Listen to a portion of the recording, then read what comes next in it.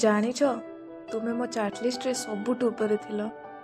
ଆଉ ଏବେ ଏମିତି ଦିନ ଆସିଗଲା କି ଆମ ଭିତରେ କିଛି କଥା ହିଁ ହୁଏନି।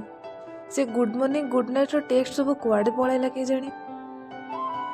ମୁଁ ତ ଜାଣି ବି ପାରିନି କି ଏମିତି କ'ଣ ହେଇଗଲା। ମୋର ଗୋଟେ ଅଭ୍ୟାସ ବି ନା ବହୁତ ଖରାପ। ମୋତେ ସବୁ ଭଲ ଖରାପ କଥା ସବୁ ଦିନ ପାଇଁ ମନେ ରହିଯାଇଥାଏ। କେଜାଣି ତୁମକୁ ମୋ କଥା ମନେ ବି ପଡ଼ୁଥିବ କି ନାହିଁ। କିନ୍ତୁ ତୁମ ସହିତ ବିତାଇଥିବା ସବୁ କଥା ମୋର ମନେ ଅଛି। ଆମେ କେମିତି ଦେଖା ହେବାର ପ୍ଲାନିଂ କରିଥାଉ ଆଉ ଦେଖା ହିଁ ହୁଏନି।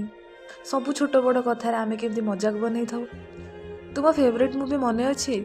କେମିତି ମୋର ବି ଫେଭରେଟ୍ ହେଇଯାଇଥିଲା। ସବୁ ଠିକ୍ଠାକ୍ ତ ଚାଲିଥିଲା ନା, ପୁଣି କେମିତି କେଜାଣି କଥାବାର୍ତ୍ତା ବନ୍ଦ ହେଇଗଲା। ଆଜି ବି ମନେ ହୁଏ କି କେବଳ ପଚାରି ଦେଖିବି କେମିତି ଅଛ ତୁମେ। ପୁଣି ମନେ ପଡ଼େ କି ରିପ୍ଲାଏ ତ ଆସିବନି।